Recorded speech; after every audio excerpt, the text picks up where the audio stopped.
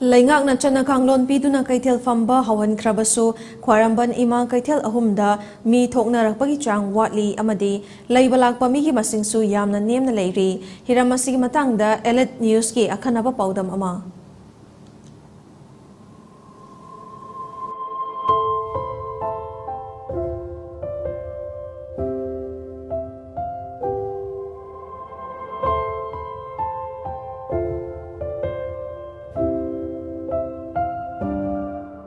COVID ki chaitheng na lamdam asigi selthum gi phibam da chauna matam sangna chaitheng piduna lakli state asigi maruiba lalon itiki mafam ama oiriba Khwairamband bazar asi lamdam asigi miyoi kyagi senthok lambi piriba mafam amane matam kayagi matungda Leingakna chana kanglon amagi makada ima keithel ahum singda keithel phamba yahankhrabasu keithel phambi kayadi akiba leibadagi keithel phamba gi chang hanthari yu yom basitte pasa paina damina Normally, Akulaga, Yawi, Yawi, Hatim Tome, Lamuba, Yamna, Nakal Amromda, Ima Keithel Ahungi Keithel Phambigi, Leingakna chana kanglon kaya pirabasu Keithel sang ahum asigi akoiba amadi, Lambi singda chana kanglon amata yaudana phamliba, Keithel phambi singidi, Leingakna adumak yengduna leiragadra haina, Keithel ahum asigi Keithel phambi singna hanghore. La leiri khoi kai the ban ma kai thin sida kora la la ba ma pam pham bi ba mayam sida di leibi dra ba mieng chak ma chu ko kai the de mieng chak yang ma thau jing jina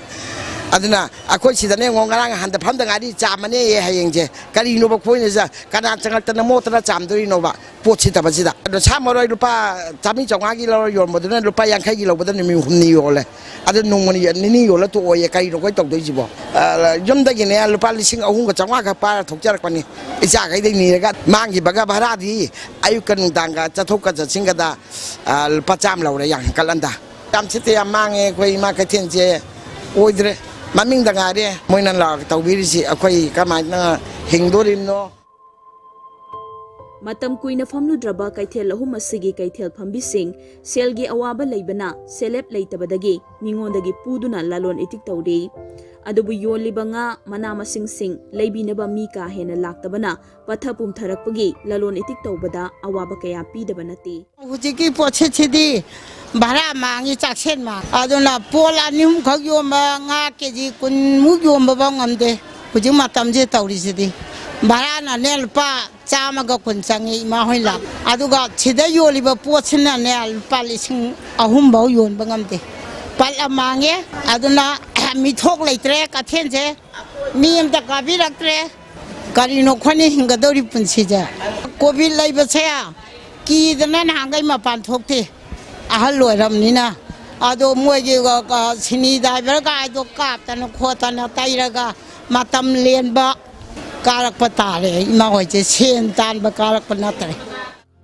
miyam gi maruiba keithel ama oiriba ima keithel ahum amade akoibada keithel famliba sing Leingakna midiang changduna akhannaba chana kanglon ama semduna keithel phaman ba haibase ima keithel ahungi keithel phambi singi apambani ado akhoi se sima paire